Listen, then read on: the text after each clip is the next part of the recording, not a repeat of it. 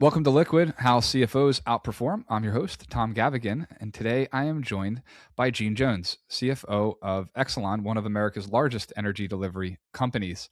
Today's market investors are laser focused on capacity pricing and revenue growth and how to do both while keeping power affordable. Chicago, little known fact for me, was that Chicago is now the 5th largest data center region in the country, bringing huge new load and real questions about who pays, when, and how ultimately. We'll get into Exelon's revenue engine in a regulated context, the balance sheet and liquidity playbook in a higher for longer rate world, which is we're living in right now, and what affordability means in practice for customers and communities. We'll also talk about leadership, some mentorship, and building STEM pathways, which is super important personally to me as well. So Jeanne, thank you so much for being here. Thanks for having me. Look forward to the discussion. Likewise. Well, quickly, I guess, if you could explain Exelon's current story to investors, which I think is evolving at the moment, in one sentence, what would that be? In one sentence, I would say Exelon delivers consistent long-term value for our investors by doing the basics exceptionally well. We operate some of the largest utilities in the country. They consistently operate in the top quartile, and then we deliver that reliability at rates that are below the national average. So I think if you're getting something that's better than average at a cost that's below average, that's a clear value proposition. So sorry, that was more than one sentence. No, you did. Great stuff here at Exelon, so I had to fit in a couple more. Good tagline, and then the explanation after, so we'll allow it. But no, I think it's quite fair. You know, on this show, we've had a number of different guests at the CFO level from different industries. Probably the closest parallel would be somebody we had on recently, which was from like the financial services sector. But why I bring that up is that you're in a very regulated environment in a very regulated company comparative perhaps to other industries and others, peer CFOs. So what's the biggest misconception about being a CFO of a large regulated utility company like Exelon? Yeah, I think the biggest misconception, I think there's two. One, that it's all about rate cases and cost cuts. And then I think the second is that our recovery is automatic, or sort of it's easy because, you are regulated. And the reality is that makes it even more difficult for us. So when I started with, we have to do the basics exceptionally well, it starts with operational excellence. So I think you have to be very strategic around every dollar you get, making sure it goes as far as you can. And so how that shows up for us is in our reliability metrics. We operate the number 1, 2, 4, and 7 most reliable utilities in the country. So we're in the top 10 for all of our 4 utilities, and Commonwealth Edison in Chicago is the number 1 reliable. And so I think when you don't have an unlimited pool of money to invest, we're not these big tech companies that can invest a ton and sort of see what works. We have to take every dollar and make sure it goes as far as it can. And I think the fact that we can show through our reliability metrics that our customers are getting value is critical. And so I think it starts with that, but then you take that operational excellence and you pair it with regulatory and financial strategy to make sure you get the returns necessary from your investments. And that's where the fun part comes in terms of strategy, working with your states to say, how can we recover these investments in a way that is affordable for customers, but also allows us to get the capital from our investors to continue to invest and do all the great work that we're doing. And so that's where the regulatory strategy in terms of how you recover, and then the financial strategy of how do we finance this in the most cost-effective way to make sure that we can continue again to deliver that reliable service for the customers. That makes sense. I think let's take a step back, because I think a lot of people maybe listening are familiar with Exelon. Like we were sharing before the call, I know Exelon. I'm a proud PICO customer, as stated. But if you could, how do you articulate actually Exelon's revenue generation engine to investors, for example? Help break that down a little bit. Yeah, so the revenue that we earn comes from what we invest in the grid. So we operate across 6 states, in Pennsylvania, as you mentioned, Chicago and Illinois, across Maryland, and New Jersey and Delaware, and then also our nation's capital in the District of Columbia. In addition to that, the big transmission lines that you see are regulated by FERC. So we work with each of our 6 states, plus at the federal level, to invest into the grid to make it more reliable, to withstand all this incremental demand we're seeing from data centers, But also we're seeing what I call a changeover in the generation stack in the United States. So we're getting a more, which is good, diverse set of generation: wind, solar, nuclear, gas. We're going to need all of it to accommodate all this load. And then you're also seeing a grid that needs to be more reliable in the face of increasingly more volatile weather. So we are seeing that across the United States, whether it's more hurricanes, more wildfires out west in California and such. And so the grid has to be able to withstand that. So we basically invest to do that. We're going to invest $38 billion over the next 4 years to across all of our states and in our transmission lines to deliver a more resilient grid, to ensure that we can get the generation to where it needs to go, and to bring all this economic development towards this to our states, whether it's the data centers or onshore manufacturing or more electrification. All of that is putting more pressure on the grid. And when we invest and we do a good job, we have the ability to earn a return on that investment. And then we give that back to both customers and shareholders. We take over 90% of our profits go back into the grid to continue to invest. We pay a dividend to our shareholders of about 60% of earnings. And then we grow our earnings 5 to 7%. And we have an expectation of being at the midpoint or better of that. So when you take the reliability that our customers are getting, that's their value proposition. And then you take our dividend plus our growth rate, you get to a pretty low risk, diversified 9 to 11% total shareholder return off of those investments. It makes sense. Let's stay on the data center side, because I think that's obviously kind of like super topical these days. Personally, ourselves on this side, dealing with a lot of smaller company startups that are very focused in this world now. But when you talk to their CFOs, it's funny because they're on the opposite end of it. And when they're talking about optimization and liquidity, one of the big focuses for them is the energy consumption and the impact on EBITDA. With Chicago now as one of the top data center regions, how are you ultimately planning for the large load interconnections without shifting the undue cost to existing customers, I guess, because there's new entrants all the time, I guess, that you're probably end up dealing with here that are just huge energy consumers, right? They are, and they're good. Our states want that economic development. It brings jobs, it brings tax revenues. It's wonderful. And as we invest to connect those large loads, there's actually a benefit to the rest of our customers, in the sense that as we bring them on, there's a cost sharing of all of the costs of the grid. So as you're adding more megawatts, there's more customers paying for the same thing is good. You're spreading out the costs of the grid. And so what we need to make sure is that we have the right rate design such that cost allocation is done equitably. And so we work with our commissions within our states to make sure that's the case. But what's been interesting is that as more of this demand comes on, there's a race for speed for power. And so we have to consistently look at those tariffs and the rate design to say, is this still equitable? About a year and a half ago, we saw something pop up in one of our states. It wasn't in our jurisdiction, but in Pennsylvania, where a data center was going to co-locate with a nuclear plant. And what they wanted to do was to be able to bypass charges for the grid. There was a different type of structure they wanted to put in place. And we're not against co-location. It's okay if a data center wants to locate next to a nuclear plant, gas plant, what have you. It was the rate design that we had an exception with. And so we protested that at FERC, our Federal Energy Regulatory Commission, and that went through a year-long process. And ultimately, that rate design was rejected, which was good for customers. It was good in the sense that, again, we're okay with that. We love the economic development. We're okay with co-location. What we wanted was for everyone to pay their fair share. We have to continuously look at, as this new phenomenon, as the data center trade continues, we have to be able to say, we can't just keep doing things the way we used to do them. We have to continuously look at it. So we've evolved beyond that too now in Illinois, taking what we saw there, taking what we're hearing from our customers. And we did two other things in looking at sort of reliability and affordability. One, as the more data centers were coming in, instead of studying them one off, we are now studying them in what we call a cluster study. So we'll open up a window, we'll bring all the data centers who are looking to connect in our state, whether it's in the Mid-Atlantic or in Illinois, and we'll study them. And we'll say, okay, what does it look like? How fast can we connect you? What is the cost to the grid? Can we avoid any reliability concerns? So we'll do that together rather than one off. We think that makes it much more efficient and gives us and the customer a better idea of time and cost. And then post that cluster study, now what we are asking our large load customers to do is to sign what we call a transmission security agreement. And so it says, basically, before we go and do all these things to connect you, we want you to kind of agree and sign this, that you are going to be here, and the load and the ramp up is going to be what you say and what we're building for. And what we find is that that's good from a couple of perspectives. One, it'll weed out any speculative projects. You may have companies that are sort of still testing the waters in different states, and that's okay.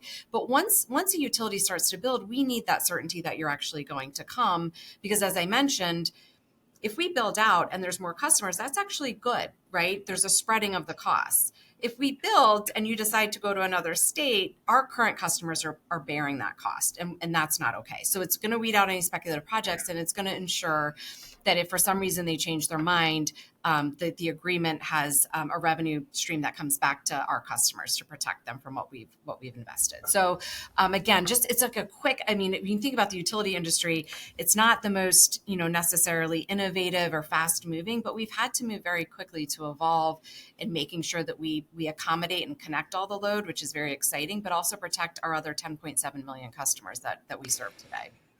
And I want to come back to those customers. You've been in Exelon for quite a while, and I'm just generally curious. When you look at the work that you're doing with the data centers today, is there a parallel to something like this, like in history, in terms of like the intersection and the connection between like an outside, industry, if you will, and energy companies like Exelon? Or is this kind of you're building this as you kind of go and figuring it out a bit?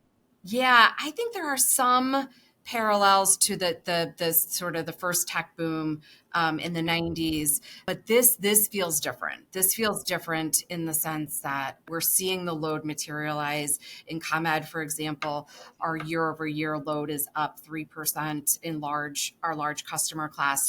So while you're forecasting that all of this load is coming, one of the best ways to test if this is real is to look at what's actually happening. And so this does feel a little bit different. And at the end of the day, what we have to make sure is that, maybe the forecast isn't perfectly right. Maybe it's a little aggressive. Maybe it's too conservative. But what we do have to do is be ready, because what we can't happen is say, well, let's wait and see. Because if we wait and see and the load materializes, we have reliability concerns, and we have to answer again to the 10.7 million customers. So I do think this is an unprecedented time, but we're consistently sort of checking that to say, what can the data tell us about how this is different? And then how can we quickly move to make sure we don't miss this moment in time, but that our customers aren't left behind either? No, it's super interesting, right? And it's moving so incredibly quick. All of this stuff, which is makes it fun. It makes it fun. Yeah. Of those 10 million plus customers, real quick. Affordability is a hot buzzword these days, and in different circles. You're the CFO of Exelon, so tell us, like, what does that mean operationally to you beyond just sometimes what is a talking point? Absolutely. I think I go back to there has to be value for our customers. And so making sure that, again, are we providing a superior product at a competitive price? And I think our above average performance with our below average rates, like that's a consistent test for me. But I think when I think about affordability, I use the word paranoid. You have to be paranoid about your costs. So it starts with controlling your own costs. Are we being as efficient with every dollar? And given our size and scale, we are able to operate very efficiently. We have 4 operating companies, but when we find a best practice, we can quickly deploy it across the other 3, capture those. We move talent around to make sure that we're implementing the best practices. And so when you think about inflation, over the last several years being 3-4%, we've been able to operate below that at 2 to 2.5%, and that drives savings. And I think when you go in and you're seeking recovery, what I always say is if you don't have your own house in order, you can't ask for more. And so we need to go in and say we are as tight as possible with our costs. And I think that that's number 1. 2, there are programs that we can do to help our customers from an affordability perspective. One of my favorites is what we call energy efficiency. So we actually invest to help our customers use less of our products. How many companies actually do that, right? They try to encourage their company or their customers to use less, but it's beneficial for us because we, for most of our revenues, 80% of our revenues, we don't get paid on volume. We get paid because of what it takes to invest in the grid.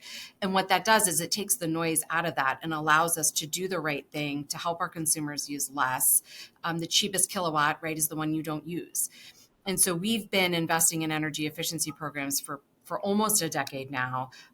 Last year alone, it saved our customers 26 million megawatt hours. And over the last 3 years, in addition to saving our customers money, there's an emissions benefit lower power supply costs and things like that. So I think programs like that. We also have a distributed generation program in Illinois, which basically gives rebates to developers to come and build in Illinois, and that provides solutions on the supply side. So I think those programs are really helpful. The third thing is we work really hard to connect our customers to assistance. So there's programs like LIHEAP, the low income housing and energy assistance program. We have found that there was in the past dollars sitting on the table, and we can implement programs to help connect our customers to those state and federal dollars. Last year, we connected customers to over $500 million of customer assistance. So that helps. And then the last thing, which was, again, you got to keep innovating. Last year was a really tough year. There's two parts to your electricity bill. There's the investments we make that make the grid more reliable, that create jobs, that attract those data centers and economic development. And then there's the supply costs, which is the generation of that power. We don't own generation. We don't make money on that. But as you can imagine, as more demand is coming in and you don't have generation, simple supply economics, supply and demand economics, prices on the supply side are going up, and they're going up significantly.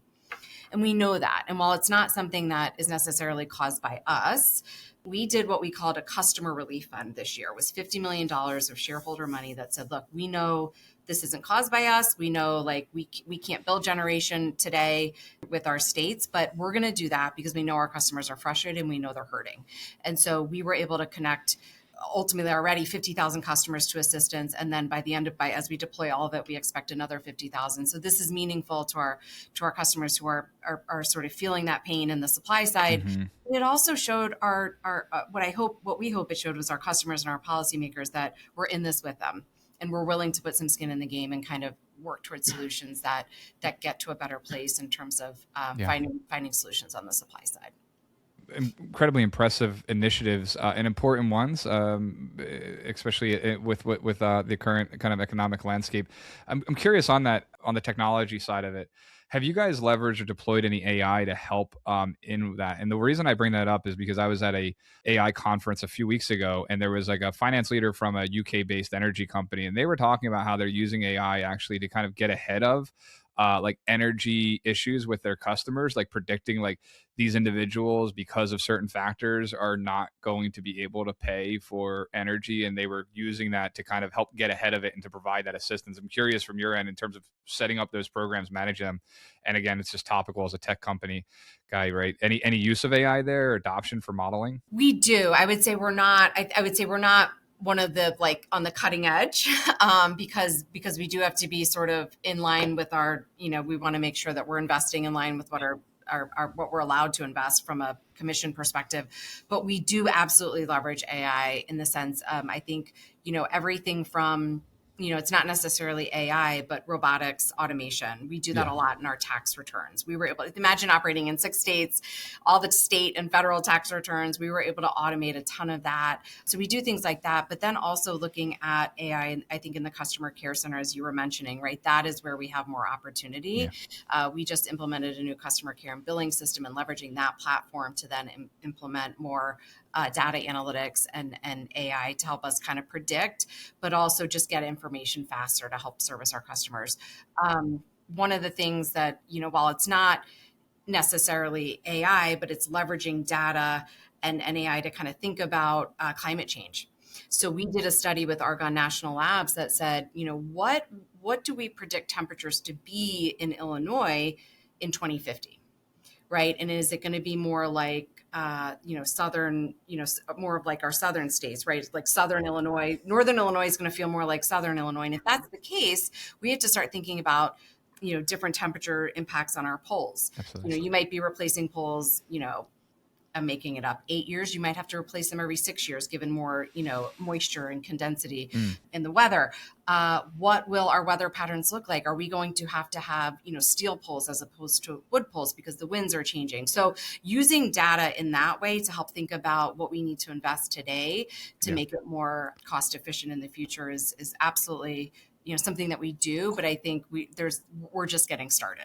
We're excited about the future. Everybody's just getting started. Let's be clear on that part. But yeah, certainly I know, like, obviously modeling from a weather perspective is kind of core from an energy perspective. If we dig into the financials a little bit, like, walk us through your liquidity stack. I'm not going to say what's most important, but like what matters right now. Is it short-term borrowing? Is it credit facilities? Is it your cash concentrations, working capital turns? Like walk us through how you're kind of approaching that. So all of the above. Yeah. I spent 4 years as our assistant treasurer here, and I say that was one of the best rotations in preparing me for this role because, again, I use the word paranoid. You have to be paranoid about cash too. We start from kind of as we think about investing, what can our customers afford and how do we protect the balance sheet? We monitor our downgrade thresholds. We like to have a cushion above that downgrade threshold. And so that tells you how much you're willing to fund in debt versus cash versus equity. When we think about debt, we use a combination. We do have credit facilities where we'll do short-term commercial paper. When we're thinking about our long-term investments, though, we want to go long. We have one of, if not the longest, average tenor on a corporate debt in the industry. And I think that's really important because interest rates rise and fall. And when interest rates started to spike in 22 and 23, we were incredibly well positioned to weather that because we had gone long. And while we may have paid a couple basis points at the time, that put us in a position. We didn't have this short-term financing stack that either was resetting at the new prices or we knew we had to refinance in the next year. So for me, my go-to is to always go long. Go as long as you can, and then kind of get the optimal price from there. But if you have strong credit ratings, driven by ample cushion above your downgrade threshold, and a good sort of size and scale and diversified investment portfolio, it allows you to get the best pricing and allows you to go long. So it kind of all goes together. With that being said, what was interesting is because we had such a long portfolio, we took advantage this year of a short-term instrument that we had never done before. It was a 3-year bond. It's a convertible bond where you get it's a shorter tenor, but you get a cheaper coupon for a potential conversion premium if you're stocked as well. And so because we had such a long portfolio and I liked the interest rate, I was able to take advantage of that because adding a little bit of short-term debt did not create any ton of risk for us. So those are a little bit of how I think about liquidity and some of my preferences. I'm smiling because I know your debt structures because I've worked with your team a couple of times on setting those up and modeling them out. So, and I know that newer one, but speak to the audience a little bit because again, people are coming in with different, credit ratings and liquidity levels and stuff. How are CFOs financing like multi-year CapEx plans in what is a relatively, and I say relatively because it's been so low for so long, but relatively higher for longer interest rate environment, which seems to be kind of the new norm going forward? I think it's a combination of what we had just mentioned, but one thing so I think trying not to get too caught up in the higher for longer and putting yourself in a bad position where I can get a couple basis points now and that might help my earnings next year, but then you're dealing with it 2-3 years from now. So I think having a really strong credit rating to be able to not be as exposed to that differential on short versus long and being able to go long is still my preference in a rising environment. The other thing that I think is rising interest rate environment. The other thing that I think is really important is pre-issuance hedging. So when you can hedge out, it's not so much about, playing the market or timing when interest rates are going to go up and down. It's around certainty. When I head into a year, I want to know what my interest expense is. I don't want to be worried that it's going to go up or down because then I can manage the portfolio of Exelon without having to worry about interest expense. And so we are very much, we pre-issuance hedge a good portion of our long-term debt at the holding company, and we go out as far as we can from that. The accountants will let us go out. So I think it's really about certainty because when you can control the things that you can control, then you have the flexibility to manage the other stuff outside of your control. No, and that's what we hear, especially from companies like yourself, right, that have really strong financials, strong CFO, and the way that they manage their debt, and especially with those that are looking longer term and not just kind of covering short term, which it just depends, and it does vary. On the technology side of things, can you highlight like what technology has moved the needle within finance for you? And let's use like the past few years, because you can just sit here and go AI and leave it at that, but I'm not like that, right? There's a number of different areas when it relates to whether it's your risk portfolio or your capital markets activity, forecasting, anything like that. Anything moving the needle there for you guys? Yeah, so we are actually in the process of implementing a complete overhaul of our financial system. So that's been really interesting to go through. It's going well, knock on wood. But the first thing we did was we implemented Kyriba, which was our treasury management system. And I think when you are managing, 6 different states, $38 billion capital program, and you want to get every basis point you can on interest expense, having that visibility into cash on a daily basis has been incredibly helpful. We've been able to maximize our commercial paper programs a little bit better, leverage our intercompany money pool.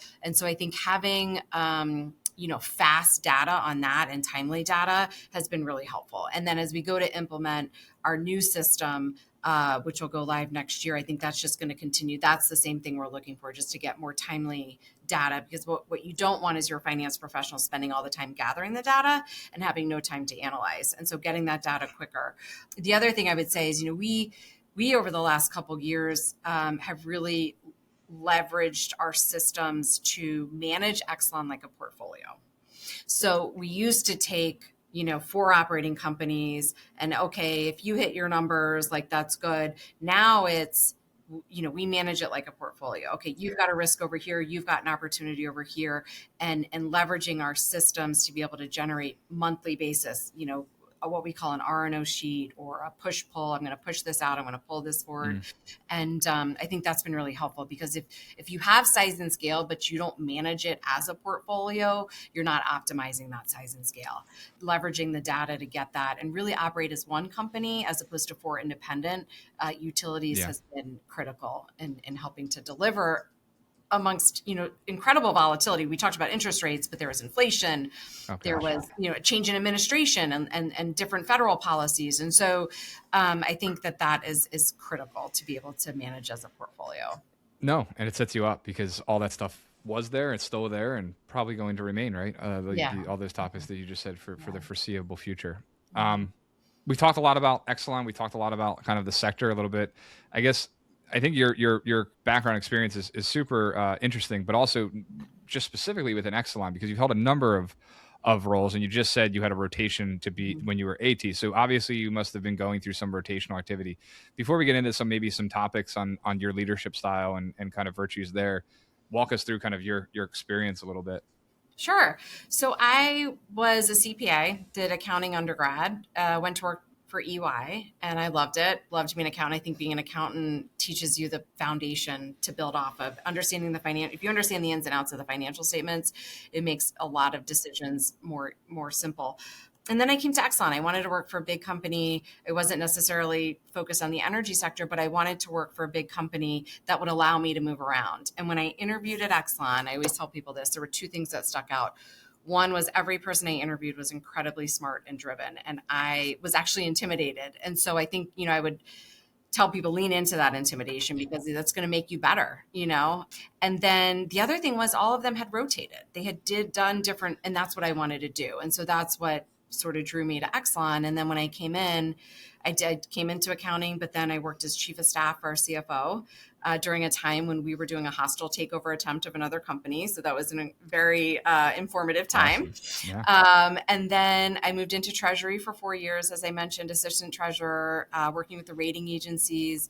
We bought another company during that time. So it was a really great learning experience in terms of how to sell the balance sheet and the credit metrics and all of that to the rating agencies and get a good rating. And what does it mean to have a good rating? And how do you set up the future company for success? And then I went out, and this is something I would encourage anyone in a business to do, is I went out and got closer to operations. So I left corporate and I was the head of finance for our nuclear division for 4 years before we spun them out in 22.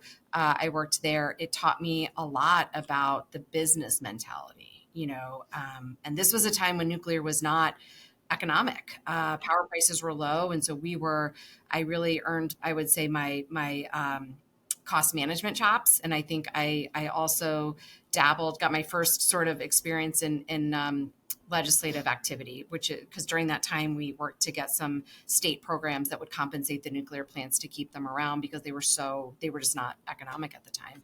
And then I moved over, and I was it was now time to learn the regulated utility side of the business. So I went over to ComEd and was the CFO there for 4 years. really learned, regulatory strategy and cost management there too, right? It doesn't matter what part of the business. If you're a good leader, if you're a good business, good company, you're consistently driving out costs. And then when we separated the generation company from the regulated utilities, I came back to corporate, and in October of 22 was named to CFO here. It's a wonderful journey. Obviously, it's impressive from an Exelon perspective because it puts you in a good position. Obviously, having that experience. Oftentimes, we have CFOs come on here, right, and they always talk about understanding the business is an important part of a CFO, and some CFOs don't. They just look at the numbers and they look to cut the cost without understanding kind of the why behind it. You intrinsically have that from that all those different experiences, which is great. From a leadership mentality perspective, we'll talk a little bit about that. I think you touched on one of my key things, which is like lean into smart people. Don't I think sometimes people just naturally want to compete or something or contract them. It's like, no, embrace that, like lean into it, learn from them. But what's one leadership practice that you've adopted that has tangibly improved decision quality in the work that you do? Yeah, well, I would say first would be what you said, which is just build the best team. Build the best team and have people smarter than you in the room with you when you're making those decisions. But as I try to think about driving decisions for Exelon, I do two things. One, be data driven. Use the data to kind of help create options. And then use that data to tell a story around those options, right? And make it simple because operators have so much on their plate, right? They are managing this massive grid.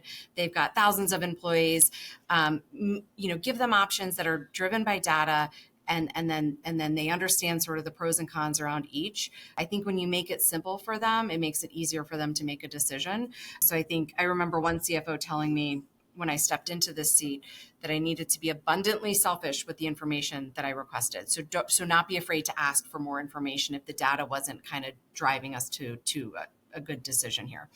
And so I think those are the most important things. But I would say, be data driven, create options, and be good at storytelling in a way that creates, makes those options kind of simple for people. The storytelling part, I think, is such an intangible thing that people don't understand. Perhaps if you're earlier in your career, and I think it needs to be coached. It's not for marketers or salespeople. It's for everyone, and finance especially, because you have to bring reality to numbers. And finance people can look at numbers and break a story out of it, but others can't. And it's our job to do that. What advice do you give high potential individuals who want to lead, in a capital intensive industry like Exelon, that are listening perhaps and sitting in a similar industry or similar company, but looking to kind of move up the ladder and become, at your level here, which is incredibly impressive? Yeah, I think it goes back to something we talked about, which is spend some time in the business. I use the analogy that it's like a foreign language.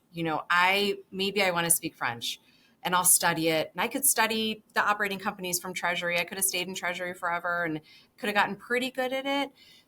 But unless you go live in Paris for a couple of years, you're not going to you're not going to have it in your bones, right? And so I would highly recommend to get out to the business and then as I came back, sitting in this seat, having been in nuclear, having been in ComEd, as I'm presenting recommendations, as I'm trying to get people to move in one direction, I have the former CEOs in my head. I know what they're going to ask. I know what they care about.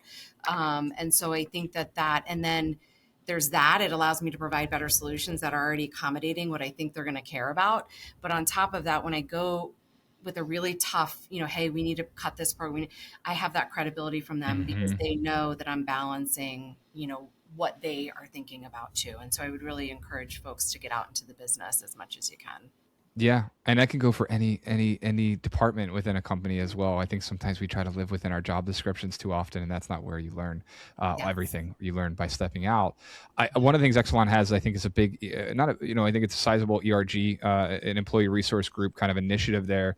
Is that being used in forming talent pipelines and retention at Exelon? Because I think that would be a great way to kind of promote talent or identify and then promote talent, I'm sure. Yes, I think there's so many benefits. We have over 10,000 members, 40 plus chapters. And I think, one, it gives people a place to feel a part of something. So you feel a part of your finance team and you might feel a part of, your operating company, but to feel a part of an ERG is another place to feel included. And we want people to feel like they're a part of something here. You want to be a part of something great. And so I think there's that piece of it.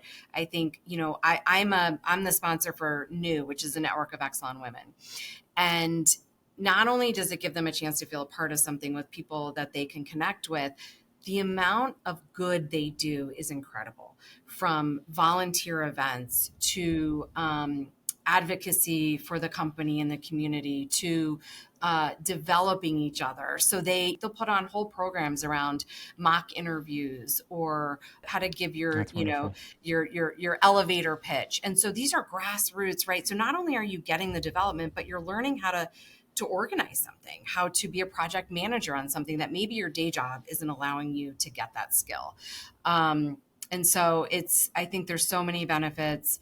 And then the last being is exposure, so being a sponsor, I mean, there are people I'm meeting that I would never normally come across, in my day-to-day job, and similar for them. They might not get a chance to meet with the CFO, but because they're part of this ERG and we work together, it's just a great way to expand your network. So we started a women's empowerment group in finance called Empower Her.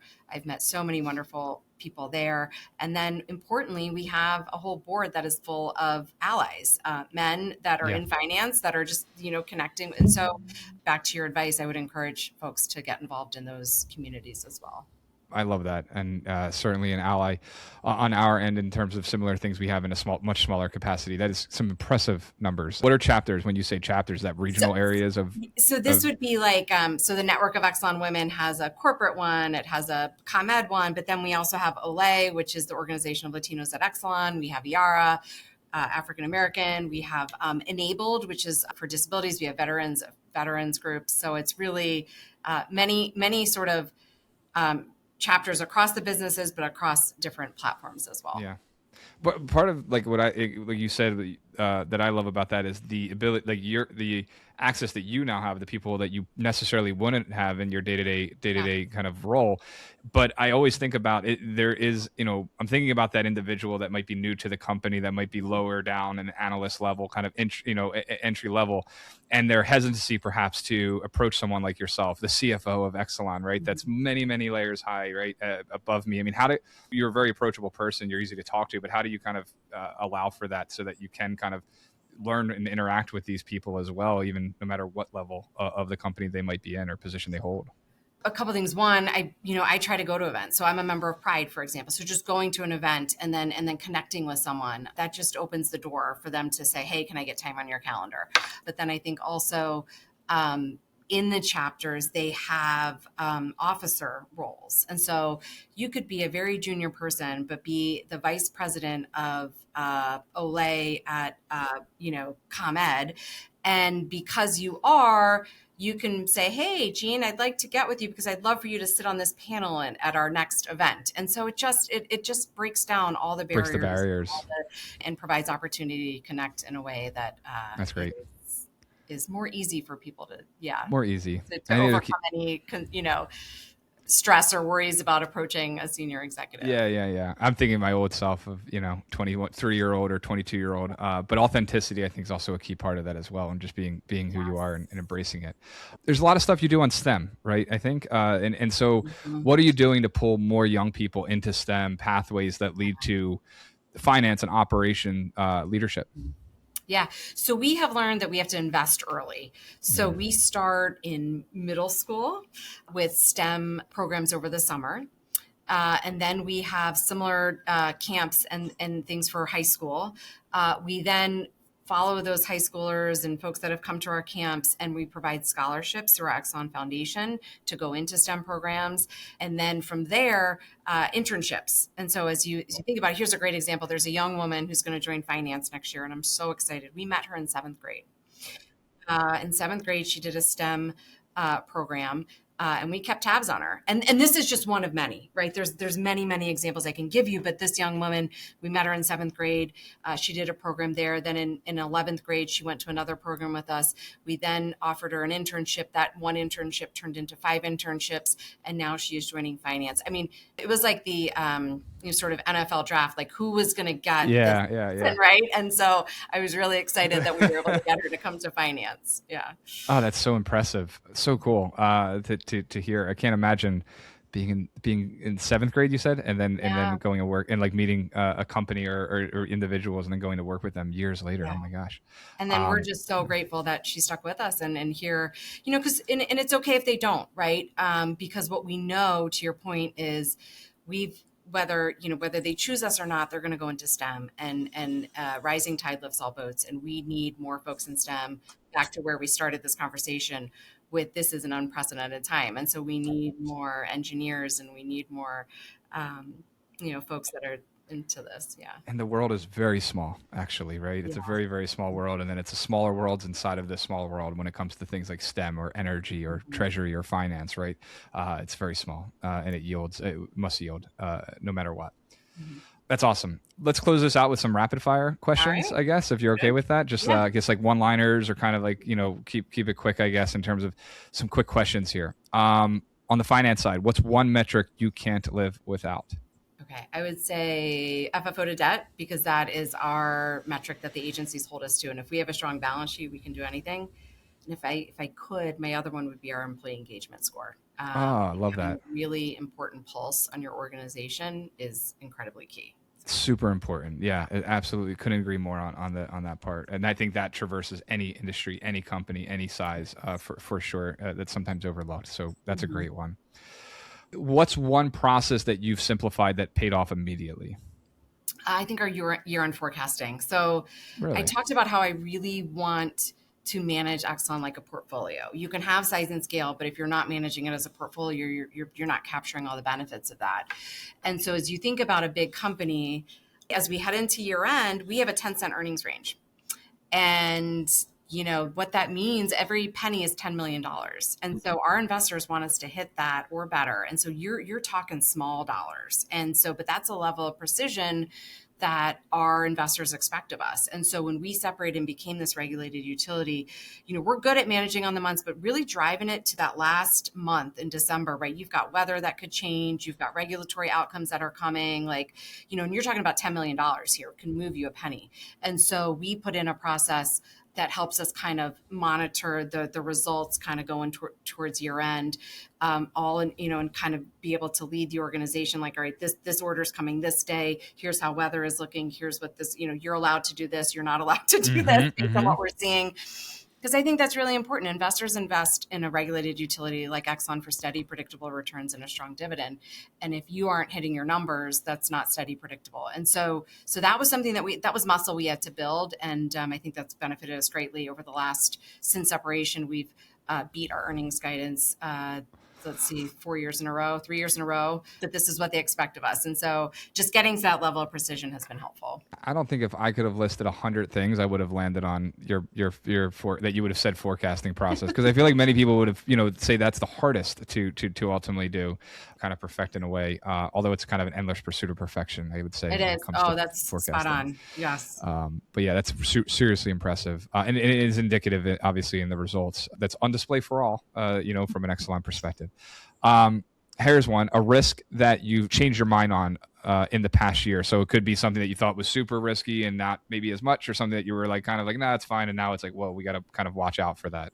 I would say one of the things that I changed my mind on and kind of went a little bit more risky was this convertible bond. So I mentioned I love to go long in the capital financing perspective, but we went short, but we were able to do that because we had, so that was different product. We also did a hybrid this year that we've never done before. Both were really very competitively priced because of our strong balance sheet. So I think, again, it goes back to you can take those risks when the foundation is strong. And so, and they're not like super risky, but they're different. They're different things that we've never done. Yeah. And so that was something that I changed. I had been watching, and something I thought maybe we would do sometime, and we did both this year, and they went incredibly well. Cool. Yeah, and it's working. And I love this question. What's the silliest thing you had to Google recently? It could be finance related. We, no judgment here, I promise. So not necessarily Google, but I was testing ChatGPT, and I am a big college football fan.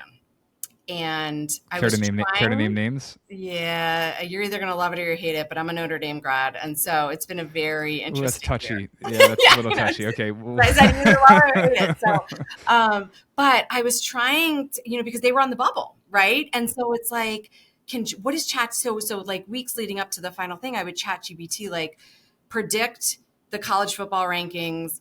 And I will tell you, Tom, they are not there yet. ChatGPT, like missing games that I was like, but Ohio State already played. Like, why are you not? I was trying to test ChatGPT's predictive skills, and I would say they're not there yet. But just to show you a little bit of insight, I love watching college football, and I was trying to get ahead of the Sunday shows and the Tuesday night rankings, and it didn't work.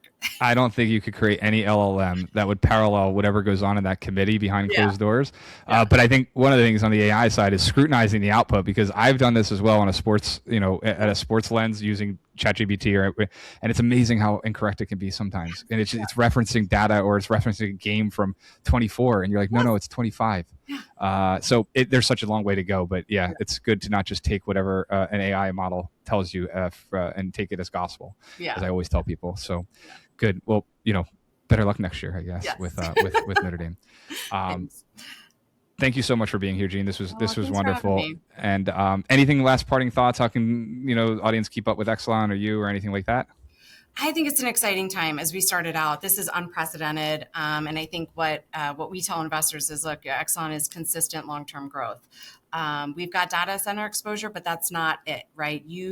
We have a strong plan that leverages size and scale with bias to the upside for this exciting data center growth. But we're going to take a steady, predictable, and thoughtful discipline to this new exciting time, and to be able to ensure that we deliver that steady, consistent growth. Yeah, awesome. Well, again, thank you again, Jeanne, and thanks everybody for tuning in. To never miss an episode, subscribe wherever you listen. I'm Tom Gavaghan, and this is Liquid, how CFOs outperform.